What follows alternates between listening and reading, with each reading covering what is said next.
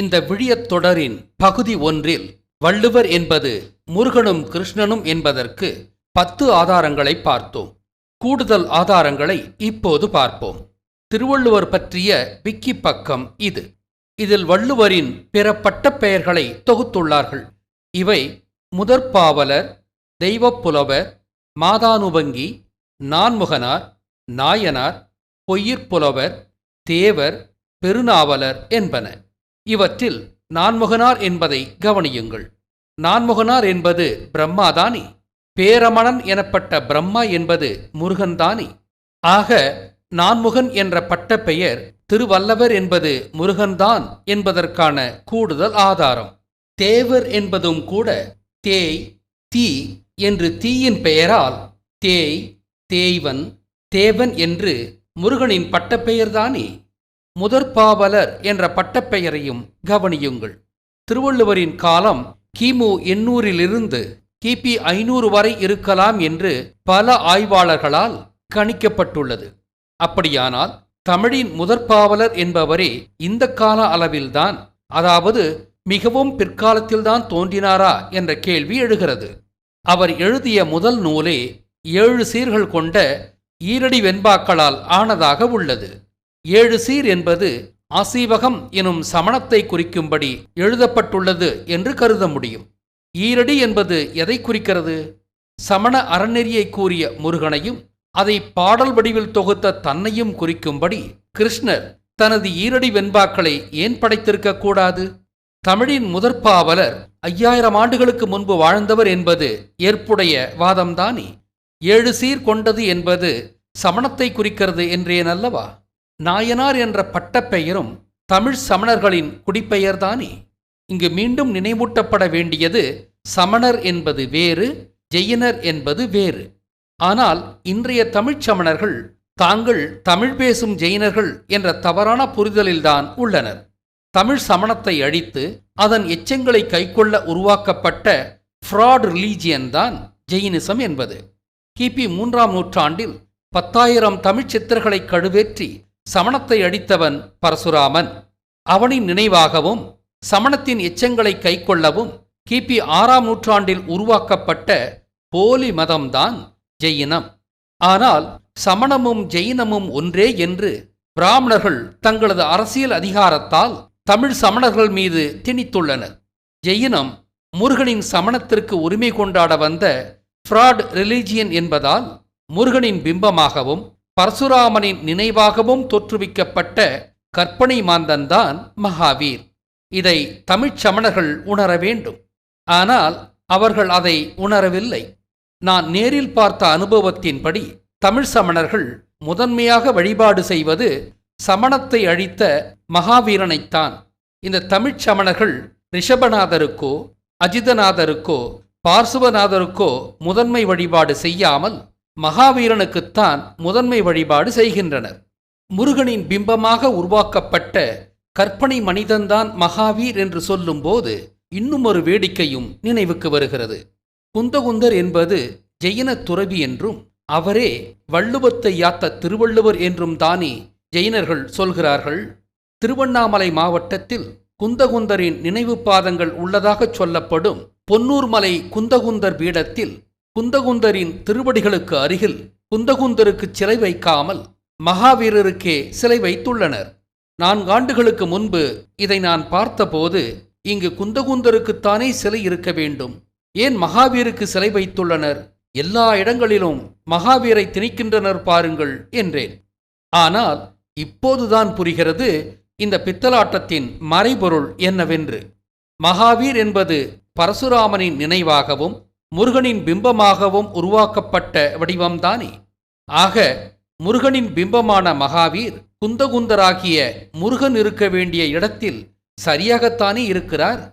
அங்கு குந்தகுந்தர் சிலை வைக்காமல் மகாவீர் சிலை வைத்தது முருகன்தான் குந்தகுந்தர் என்பதை மறைமுகமாக குறிக்கத்தான். ஆக திருக்குறளை யாத்த குந்தகுந்தர் என்பது முருகன்தான் என்பதற்கு பொன்னூர் மலையில் குந்தகுந்தருக்கு பதிலாக நாட்டப்பட்டுள்ள மகாவீர் சிலையே மிக முக்கியமான சான்றாக திகழ்கிறது. அந்த வளாகத்தில் உள்ள குந்தகுந்தரின் இளமை காலம் பற்றிய ஒரு ஓவியம் அவர் ஆயராக பணிபுரிந்தார் என்று சொல்கிறது. இந்த ஆதாரமும் ஆயர்களான கிருஷ்ணனும் முருகனும் தான் திருவள்ளுவர் என்பதற்கு முக்கிய சான்றாக உள்ளது. வள்ளுவரின் மனைவி வாசுகி என்று சொல்லப்படுகிறது. சிவனோ முருகனோ கிருஷ்ணனோ திருமணம் செய்து கொள்ளாது காலத்தின் தேவை கருதி தியாக வாழ்வு வாழ்ந்தனர். குமரி அழிவை தொடர்ந்து முருகன் இலங்கையில் குடியேறியதை குறிக்கும் கோயில்தான் திருவாரூர் தியாகராசர் கோயில். அதனால்தான் திருவாரூர் கோயிலின் மூலவர்களாக சிவனும் முருகனும் உள்ளனர். குறிப்பாக தியாகராசர் என்பது முருகன்தான். கிருஷ்ணனாகிய ஐயப்பனும் பிரம்மச்சாரி என்று அறியப்படுகிறார். அப்படியானால் முருகனையும் கிருஷ்ணனையும் குறிக்கும் வள்ளுவரின் மனைவி வாசுகி என்பது அது குண்டலினி நாகத்தை குறிக்கும் பெயர்தான், மனைவியை அல்ல. அதாவது முருகனும் கிருஷ்ணனும் குண்டலினி எழுப்பியவர்கள் என்பதை மறைமுகமாக குறிக்கும் உருவகம்தான் வாசுகி வள்ளுவரின் மனைவி என்பது. இது பிராமணர்கள் ஏற்படுத்திய உருவகம்.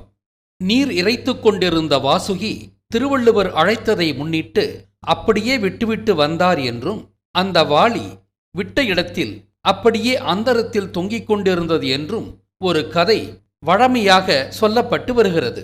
இது முருகனுக்கும் கிருஷ்ணனுக்கும் குண்டலினியால் அமானுஷ்ய சக்தி ஏற்பட்டது என்பதை குறிக்கலாம். ஒரு நேயர், இங்கு கயிறும் ராட்டினமும் வருவதற்கு வேறு பொருளும் இருக்கலாமல்லவா என்றார். ஆமாம், கயிறு என்பதும் ராட்டினம் என்பதும் நூல் நூற்றலை குறிக்கலாம். பஞ்சை கொண்டு நூல் நூற்றலை குமரிக்கண்ட முருகனே தொடங்கியிருக்க வாய்ப்புள்ளது. இரும்பை நூலாக இழுத்து யாழ் கண்டவரும் முருகன்தானே. பாலாடை என்ற சொல்லும் ஆடை என்ற சொல்லும் ஆடை நெய்தலை ஆயர்களோடு இணைக்கிறது. ஆ பிளஸ் தை, ஆதை, ஆடை. ஆ என்றால் பசு, தாய் என்பது தாய், தை என்று மருவி அது பெண்ணை குறித்து துணி தைத்தலையும் குறிக்கிறது. யூத பைபிளின் லாமெக் கதையின் மூலம் குமரிக்கண்டத்தில் பெண்கள் ஆடை நெய்தார்கள் என்பதை அறிகிறோம். ஆடை என்ற சொல்லைப் போல நெய்தல் என்பதும் ஆயர்களை நினைவூட்டும் சொல்தான். திரித்தல் என்பது நூல் நூற்றலோடு தொடர்புடைய சொல். பாலை மத்தால் திரித்துத்தானே வெண்ணெயையும் நெய்யையும் பெறுகிறோம். ஆக திரித்தால் வருவது நெய் என்பதால்தான் ஆடை உருவாக்குவதை நெய்தல் என்கிறோம். மீன் வலைகளை நெய்வதால்தான் கடலுக்கும் ஆற்றுக்கும் நெய்தல் என்ற திணைப்பெயரும் வந்தது. ஆனால் நெய் என்ற சொல் நொய் போன்றுள்ளது என்ற பொருளில்தான் நொய் நெய் என்று வந்தது என்பதை இங்கு முழுமைக்காக சொல்கிறேன். ஆக திரித்தல் என்ற செயலை கொண்டு நெய்தல் என்ற சொல் மட்டுமல்ல, திரி தரி என்ற சொல்லும் வந்துள்ளது. தரி என்பது ஆடை நெய்யும் கருவிதானே. ஆக பெண்களுக்கும் ஆடை நெய்தலுக்கும் உள்ள தொடர்பால்தான் தையல் என்பது பெண்களுக்கு மட்டுமல்ல, துணி தைத்தலுக்குமான சொல்லுமானது. மேற்கூறிய காரணங்களால் குமரிக்கண்ட ஆயரான முருகன் ஆடை நெய்தலில் கணிசமான பங்காற்றி இருக்கிறார் என்பது விளங்கும். இதற்கு இன்னும் ஒரு மிக முக்கிய ஆதாரம் என்னவென்றால், முருகனை கொண்டாடும் சமூகமான செங்குந்தர் சமூகம் கைத்தறி நெசவோடு இன்றும் தொடர்பு கொண்டுள்ளதுதான். இங்கும் குந்தர் என்ற சொல் நமது கவனத்தை ஈர்க்கின்றது. அவர்கள் கைக்கோலர்கள் என்றும் அழைக்கப்படுகின்றனர். கையில் கோல் வைத்திருப்பவர்கள் ஆயர்கள்தானே. அதனால்தானே ஆயர்களின் தலைவரான முருகன் கோல் கோன் எனப்பட்டார். ஆக முருகனையும் கிருஷ்ணனையும் குறிக்கும் வள்ளுவர் நூல் நூற்பதோடும் ஆடை நெய்தலோடும் தொடர்பு கொள்வதில் வியப்பில்லைதானே. அதாவது வள்ளுவர் ஒரு நெசவாளர் என்று சொல்லப்படுவதை அறிவீர்கள்தானே. மகாபாரத திரௌபதியின் ஆடையை துச்சாதனன் அவிழ்க்கும் போது கிருஷ்ணர் திரௌபதிக்கு தொடர்ந்து சேலை வழங்கினார் என்ற கப்சா கதை சொல்லும் மறைமுக உண்மை என்னவென்றால், கிருஷ்ணராகிய வள்ளுவர் ஒரு நெசவாளர் என்பதுதான். துணி வைத்திருப்பவர்தானே அதை இப்படி தடையில்லாமல் வழங்க முடியும். வள்ளுவராகிய முருகனை பருத்தி ஆடையை முதலில் உருவாக்கினார் என்பதை பிராமணன் இப்படி மறைமுகமாக பதிவு செய்துள்ளான். திரௌபதி என்பது உண்மையில் பெண் அல்ல, நிலம்தான் என்பதாலும், அதனால் கிருஷ்ணர் சேலை கொடுத்த நிகழ்வு நடக்கவில்லை என்றாலும் முருகனுக்கும் கிருஷ்ணனுக்கும் நெசவுக்கும் உள்ள தொடர்பை மறைமுகமாக சொல்வதுதான் இந்த சமஸ்கிருத மகாபாரத கதை. முருகனுக்கும் வள்ளுவருக்கும் உள்ள தொடர்பை வள்ளுவர் ஒரு நெசவாளர் என்பதின் மூலம் சொன்னவர்கள் கிருஷ்ணனுக்கும் வள்ளுவருக்கும் உள்ள தொடர்பையும் இன்னும் ஒரு கதையின் மூலமாக சொல்லியுள்ளனர். அதாவது வள்ளுவர் உணவு உண்ண அமரும்போது ஒரு ஊசியையும் ஒரு குவளையில் நீரையும் வைத்துக் கொண்டுதான் அமர்வார் என்றும், உண்ணும்போது கீழே விழும் சோற்றுப் பருக்கைகளை ஊசியால் குத்தி நீரில் கழுவி உண்பார் என்பதும் தான் அந்த கதை. இது சொல்லும் மறைமுக உண்மை என்னவென்றால், சோற்றை கிருஷ்ணர் வெகுவாக மதித்தார் என்பதும், அதனால்தான் கிருஷ்ணர் நெற்பயிர் செய்த பாண்டியர்களுக்கு ஆதரவாக செயல்பட்டார் என்பதும் தான். ஆக வள்ளுவரை பற்றிய பல கதைகள் அவர் முருகனும் கிருஷ்ணனும் தான் என்பதற்கு பல மறைமுக ஆதாரங்களை கொடுத்துள்ளன. கந்தன்தான் வள்ளுவர் என்பதற்கு காதலே நிம்மதி என்ற திரைப்படத்தில் மணிவண்ணன் பாடும் பாடல் சான்றாக உள்ளது என்று நண்பர் விஸ்வநாதன் குறிப்பிட்டார். கந்தன் இருக்குமிடம் கந்தக்கோட்டம், என் காதலி இருக்குமிடம் வாழைத்தோட்டம், சைக்கிளுந்தான் போகுதடா குதிரை ஓட்டம், என் சைட்ட வந்து பார்த்துக்கடா வள்ளுவர் கோட்டம் என்ற அந்த பாடல் கந்தனுக்கும் வள்ளுவர் கோட்டத்துக்கும், கந்தனுக்கும் சைக்கிளுக்கும் உள்ள தொடர்பை மட்டுமல்லாது சைக்கிளுக்கும் பரசுராமனுக்கும் உள்ள தொடர்பையும் கூட 4 வரிகளில் சொல்லிவிட்டது. குதிரை என்பது பரசுராமன் தானே. பஞ்சவர்ணீஸ்வரர் கோயிலும் கோவில் திரைப்படமும் நினைவுக்கு வருகிறதா? என் சைட்ட வந்து பார்த்துக்கடா வள்ளுவர் கோட்டம் என்ற வரியிலுள்ள சைட் என்பது திருவள்ளுவர் வீற்றிருக்கும் இடத்தைத்தான் குறிக்கிறது என்பதை மணிவண்ணனின் பெயரே சொல்கிறது. மணி என்பது மணிகண்டனாகிய கிருஷ்ணனையும், வண்ணன் என்பது 7 வண்ணங்களுக்கு சொந்தமான முருகனையும் குறித்து, மணிவண்ணன் என்பது முருகனையும் கிருஷ்ணனையும் சேர்த்து குறிக்கும் திருவள்ளுவர் என்றே பொருள் கொள்கிறது. மேலும் இந்த படத்தில் மணிவண்ணனின் பாத்திர பெயர் வேலாயுதம். முருகன் தனது காலத்தில் சமண சமயத்தின் அறநெறிகளாக அவர் அருளியதை பிற்காலத்தில் பாடல் வடிவில் தொகுத்தவர்தான் கிருஷ்ணன் என்பதற்கு வேறு ஏதாவது ஆதாரம் உள்ளதா? ஆம், அந்த ஆதாரம் 12 ஆழ்வார்களின் கதைகளில் உள்ளது.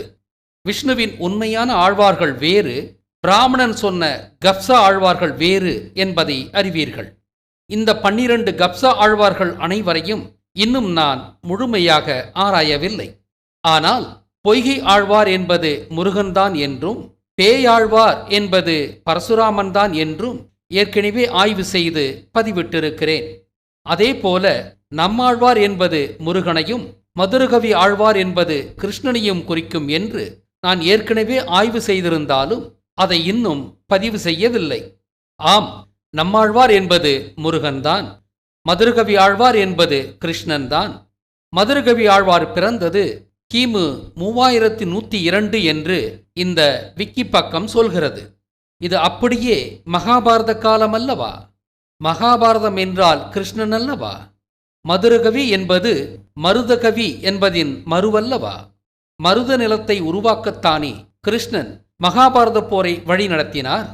ஆக இந்த 2 ஆழ்வார்கள் பற்றிய கதை சொல்லும் முக்கிய செய்தி என்னவென்றால், முருகனாகிய நம்மாழ்வார் வாயால் மொழிந்ததை கவிதை வடிவில் நூலாக தொகுத்தவர்தான் மதுரகவி எனும் கிருஷ்ணனாம்.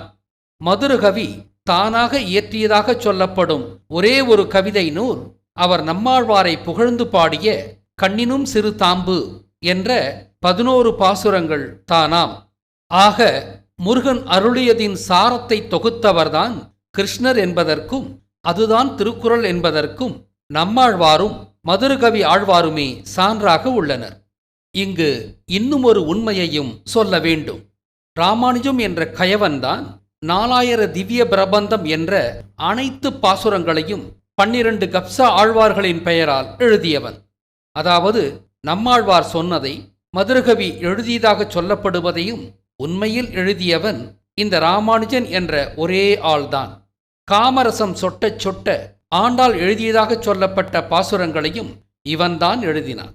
3ஆம் நூற்றாண்டின் பரசுராமன், 6ஆம் நூற்றாண்டின் ஞானசம்பந்தன், 8ஆம் நூற்றாண்டின் ஆதிசங்கரன் என்ற ஐயோக்கியர்களின் வரிசையில் 11ஆம் நூற்றாண்டில் தோன்றியவன்தான் ராமானுஜம் என்ற கயவன். ஆதிசங்கரனையே தூக்கி சாப்பிடும் அளவுக்கு மிகப்பெரிய கயவன் இவன்தான்.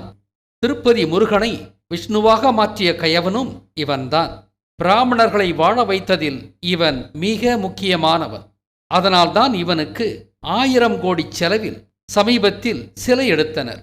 தமிழ்நாட்டில் பிறந்து வாழ்ந்து இறந்த இவனுக்கு தமிழகத்தில் சிலை வைக்காமல் தெலுங்கானாவில் சிலை வைத்தது எதனால் என்பதை உங்களால் ஊகிக்க முடியும் என்று எண்ணுகிறேன்.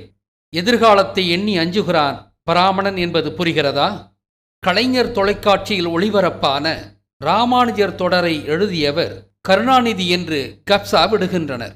தமிழகத்தில் எண்ணிலடங்கா தந்திரங்களையும் அக்கிரமங்களையும் செய்த ராமானுஜம் என்ற பிராமண கயவனை காலத்தின் தேவை கருதி சமத்துவ ஆழ்வாராக கட்டமைக்க பிராமணர்கள் தேர்ந்தெடுத்த இன்னும் ஒரு போலி சமத்துவ கயவன்தான் கருணாநிதி.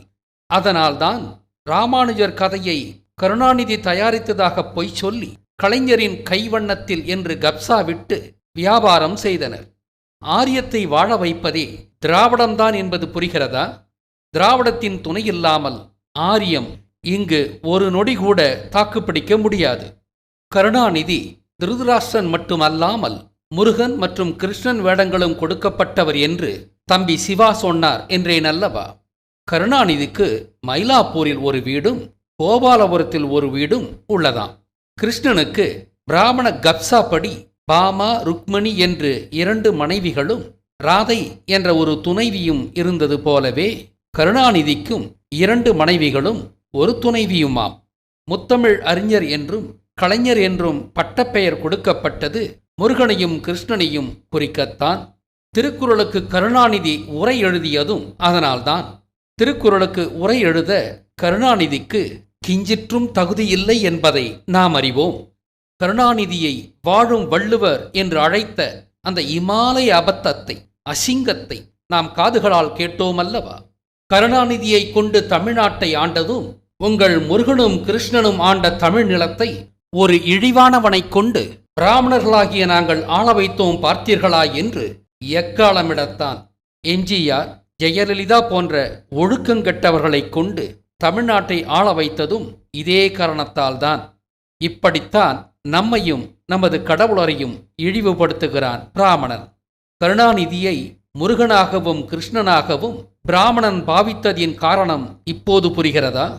22 ஜூலை 2022 அன்று தமிழக அரசு வெளியிட்ட செய்தியைத்தான் நீங்கள் பார்க்கின்றீர்கள். குமரியில் திருவள்ளுவருக்கு சிலை. அந்த குமரியாகிய மாரியை குறிக்கும் மெரினாவில் கருணாநிதியின் பேனாவிற்கு சிலையாம். பிராமணனை பொறுத்தவரை வாழும் வள்ளுவர் என்பது கருணாநிதிதான் என்பதால் இந்த பேனாவும் திருவள்ளுவரின் எழுத்தாணியை மறைமுகமாக குறிக்கலாம். ஏன் முருகனின் எழுதுகோளையும் கூட குறிக்கலாம். 80 கோடி 134 அடி என்பதெல்லாம் கிருஷ்ணரை குறிக்கின்றன. இந்த நினைவு சின்னத்தை பார்க்க கடலின் மீது 650 மீட்டர் நீள கண்ணாடி பாலமாம். இந்த கண்ணாடி பாலம் சேது சமுத்திர ராமர் பாலத்தை குறிக்கிறதோ? 650 மீட்டர் என்பது ராவண இந்திரர்களை குறித்து பாண்டவர்களையும் குறிக்கலாம் அல்லவா?